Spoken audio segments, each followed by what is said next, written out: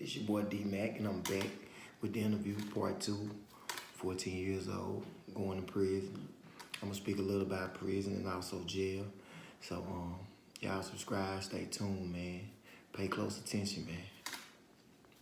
D-Mac, at the age of 14, can you tell me what happened? At the age of 14, my previous charges were capital murder, armed robbery, 2 aggravated assaults. Okay, all right. And looking back then, were you scared and afraid to go to jail? Looking back, I had been in trouble most of my teen life, so it wasn't so much as a fear. It was more like a experience for me. So, going into jail in Raymond, they had a juvenile part, C4 at the time, in Hines County Detention Center, where nothing but juveniles were housed. And when I initially arrived there, a lot of the inmates there I had known from being in juvenile detention centers growing up, from stealing cars, breaking in houses, and doing things like that. So at first going in, it was like frightening, and then getting in there and seeing other people that I knew, it kind of evened it out. So, you know, at first it was a frightening experience with like getting in there around people that I had been in trouble with. It was like a reunion a little bit. So it was 50-50 in the beginning. Okay. And where were you located? I was in Raymond Hines County Detention Center in C4. It was for juveniles only, so we wasn't around adults at this time. Okay. And also, were you transported at one point? I stayed in juvenile prior from 14 to like almost 16, where I was kicked out of the juvenile prior for like orchestrating gang activity, having an influence over the other younger inmates, causing fights and different stuff like that. So they caused, by me having that type of influence, they like sent me where the adults was, which was like in the age A pod, which was Supermax. Okay, Superman. Okay. And so after that, where did they send you? After Supermax, I stayed there until upon trial, like getting my time, and that's when I left there. I went to Rankin County, and that's MCCF. That's in Rankin County, and from there, I went to I went to Parchman. How old were you when you went to Parchman? I was just about to be 18 when I went to Parchman. I arrived at Parchman 2001. I went to 30B building, B zone. So I went there in 2001. Yeah, I went there in 2001. Okay. Is it true that in order to be protected in prison, you have to be a part of a gang? If not, you're in trouble? Is that true?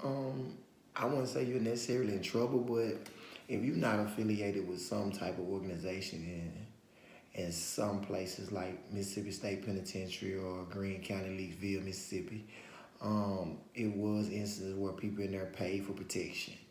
You know, if you affiliated with a gang or organization, it can have its pros and cons. I mean, people rather take from one than to take from all. So, if you're a part of an organization, you're less likely to be extorted. And if you wasn't, you most likely would be extorted.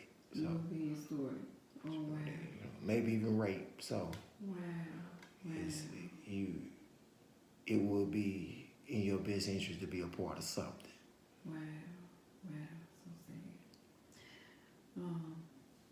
In recent news, it was said that the prisons are run by gangs. Is this true, and can you elaborate? I wouldn't say they run by gangs, but they have a large impact on what goes on inside.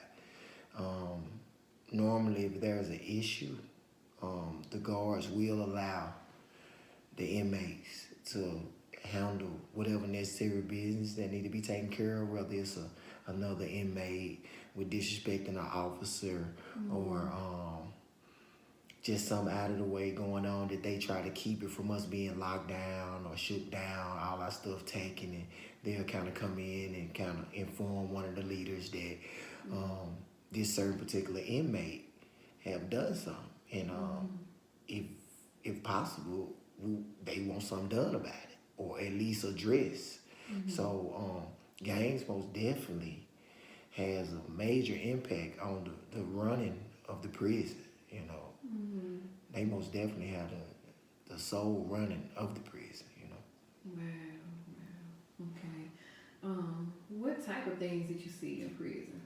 Um, I had a younger friend that was we came from the juvenile pod together. We was in Walnut Grove. That's a juvenile facility that they opened, and it's closed now. But it opened, and we went there. We was there. We was shipped from there to Parchment, and he slept across from me in Parchment, and I remember waking up one morning.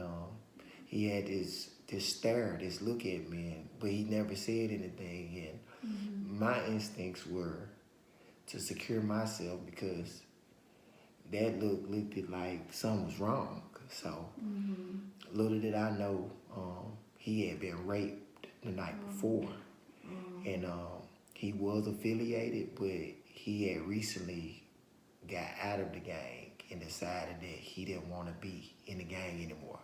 So, like I said before, being a part of a gang has its cons and its pros to it. So, in this instant, this was one of the cons to it. By him not being affiliated anymore, he was raped. So, not just one of those instances. It was also instances where, soon as I got to Parchment, the Mississippi State Penitentiary, I witnessed guys. The very next morning I woke up, my rack is bumped from two guys fighting. And this the next morning, so like it was from that morning that I knew like this is gonna be one hell of an experience, you know. So they fought and they got them apart, they got their resolve, and then when a couple days later I witnessed another fight, that this fight didn't result in like no bloodshed. This is where a guy was fighting and was getting the best of the fight, but the guy ups the shank and stabs him. And they keep him in there with no medical attention. They don't let him get no medical attention, so he's just in there bleeding. And the whole time in my mind, I'm thinking like, man, you know, they could be me, or that's how this go here. So it's like all the games, everything, as far as funny jokes and stuff went out the window for me. After seeing it, I realized how serious the environment was, you know. So there was like just a few encounters so quickly. This is in a week's time. You know, the first incident was like in days, and this is just 3 incidents in a week. So you can only imagine me spending years up there what it was like, you know. Wow. So you pretty much had to watch your back? Everybody watch their back. In there, everybody watch their back. That's your best side in there. Watch your back. Watch your back. Be aware of your surroundings. Wow. Always. Wow. That's something. It's a lot. Did you have any family and friend pass away while you were in there, and how did it make you feel that you couldn't be there? When I went in at 14, during time, I had a full supportive family. I had all my aunties. My grandmother had 4 girls, 1 boy. So while I was in there, I lost my aunt. Well, I lost my aunt Patricia to cancer while I was in there. I couldn't attend her funeral. I lost my aunt Angie while I was in there. Couldn't attend her funeral. My grandfather had multiple strokes. He was placed on bedridden for like 9.5 years before he passed. I lost my grandmother, my great grandma, my dear. I lost her while I was in there. I lost majority of my family while I was there. And it did affect me. So all I had left was my grandmother and my grandfather, although he was in the bed. And all I ever prayed for was like to make it home and just see my grandma and granddaddy. And like, it was like that's all I woke up for every day in there, just to see them again. Like just to let them see me be free, like let them see me beat this. And that was like my scribe in there, just like, man, My grandma gonna see me free. You know, my granddaddy gonna see me free. And I took that every day with me. And, and that's why I'm where I'm at right now. You know, Wow. for real. Wow. Wow. That's so good. What were the conditions in prison? What type of foods did you? I've always heard the food was not great. The food is not great. You know, the conditions were never up to par. If it was cold, you was cold. If it was hot, you was hot. Um, it wasn't like being free where you can, you know, contact someone, let them know you need this, need that, and people come see about you. And there is whenever they get around to you, if they get around to you. The food, I remember going to prison, and the motto in prison about food is don't eat to get full, just live to get full. You know, I mean, don't live to eat to live in there. Don't, you can't, don't go and look for nothing in your food. It's there. Don't look for nothing in your food. It's there. Don't check and see if your food filthy. It's filthy. Don't look for bugs in your food. It's bugs in your food. Wow. Wow. That is so sad. What other people did you see in there that you recognize, or high profile people that you saw while in prison? While in prison, I was housed on the same unit with Luke Woodham, the guy that did the parachute, that set off the school shootings. He was one of the first, Luke Woodham. I was also in there with a large screen wizard, man, over the KKKs, man. He was housed in Rankin County in 2001. Yeah, I witnessed him having so much power. He had a whole unit to himself. Wow. Because they didn't want anybody to harm him or be around him. He was one of the highest KKKs that you could ever meet in your life. So that was like meeting a celebrity because that's how they treated him. Wow. He was seniority. Wow. You know, I had never seen nothing like that. So that was an experience, man, just to know how far leadership went in there and how protected and valued it was because he had his own area. Yeah, he had his own area, and locally, it was other people that did local shootings, and they was in there, so it was like full of crime legends, if you want to say. Okay. All right. Your family. Did you have your family members come and visit you? Support you? Before my aunt passed, she would always come along with my grandmother, my grandfather.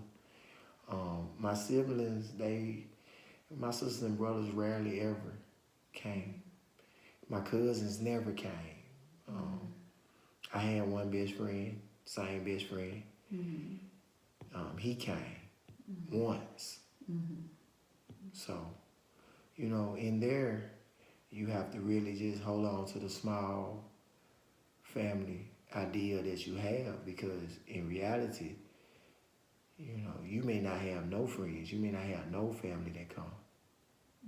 And that's the reality of it. So I was blessed to have my grandmother and my best friend that came and my aunt before she passed. But after my aunt passed, my grandma didn't have nowhere to come back and see me. So, and like towards the end of my sentence, 3.5 years, I didn't see anybody before I came home. My last 3.5 years. No visits from family. Wow. And you stayed there how long again? 12.5 years. 12.5 years. So prison pretty much raised you. You were raised in prison. So all you know up until this point was prison and how to survive in prison. Exactly. How did you survive? Man, I did a lot of praying. I did a lot of book reading. At first, I didn't know that you could not do time. You have to let time do itself. So once I let everything go and started to let time just go, time went on by. But long as I kept up with time just dreaded by. I found myself angry. I found myself upset. And I found myself beating myself down. And then I found myself getting in trouble. I found myself getting into the same things that led me there. And they created a monster. So it went up until like me constantly getting into things in prison, getting more time in prison, that I realized that if I don't stop, it's gonna cost me my natural life. And I didn't want to spend my natural life in prison. So that was like one of the biggest wake-up calls in my life, realizing that I could spend the rest of my life in there. And that's when I started to make a change. Wow. Wow. Wow. That's so good. Did you learn anything from anyone in prison that you met? Yes, I met a lot. I met a lot of guys that had been there not one time, 2 times, 3 times. I met death row inmates. I met a lot of people that had a lot of inspiring things to tell me about. Having a second chance is what everybody wanted. It was guys in there that didn't have a second chance. And it was guys that had told me I was young, I had a chance, I still had life. Even though I was staring down the barrel of 12 and a half years, hey, I didn't look at it that way. But these people were staring down the barrel that didn't have no ending. They were never going home. I mean, I never learned how to play cards. I never learned how to play dominoes, anything. These people taught me all these things. You know, I haven't had no one sit down and teach me the Bible. These people taught me the Bible. I never had, my father never got to tell me, my mom. These were my parents. These were my friends. These were my peers. So practically, we learned from each other in there. And by me being young, you know, they groomed me. I wouldn't say all was good. I wouldn't say all was bad. But you was groomed in there. You know, you was brought up. You know, so I met a lot of smart, intelligent people. I met a lot of crafted people in there. It's people like me that just made mistakes. Only difference, some people didn't get a second chance. That's the difference. That's the only difference. You know, people change. It's just, sometimes you can't change your circumstances. You can change. It's just, you may never change your circumstance. My charge partner has life with no parole. He can change, but who's to say will his circumstances ever change? So that's something that keeps me grounded day in, day out. That my circumstances change. So that means that I needed to change. And I made that change. It's so good, so good, so good. Looking back at the age of 14, what would you tell a young person headed down the same path? This is my life. This is my life, you know. You see the tattoos, you see the smiles, you see all this. This after. But the before was hell. I paid, I cried, I hurt, I lost. I lost people I ain't gonna never get back. I lost time I can never get back.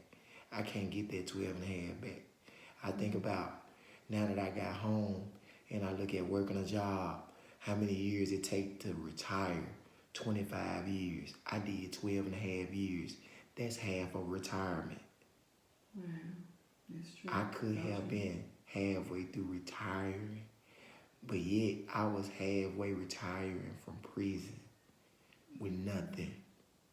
A brand new start with nothing. Starting over at 27 years old. Not a car, not a home, not no family, nothing. It is not worth it. For me, it was, because I changed. But let's just say if the next person don't change, he doomed. It's for nothing. Don't let someone fool you like you can win when you fighting a losing battle. Prison is a losing battle. It's not designed to rehabilitate you. It's no releasing you into into some type of facility that's gonna talk to you, gonna care for you like your family would. It's not that. It starts with self. So if you don't start with self,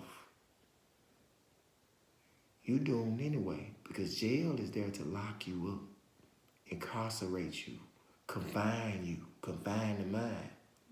I found relief through books, prayer, talking to people that wanted to see best for me, not best for themselves. They had accepted that they was where they gonna be, but they seen a chance through me.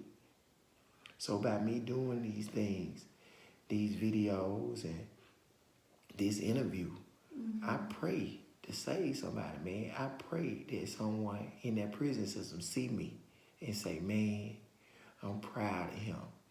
Like, that's what counts. Like, I'm doing this just so that they know, hey, man, you didn't waste your time on me. You didn't waste your breath talking to me. I heard you clearly. When I said enough was enough, I meant that.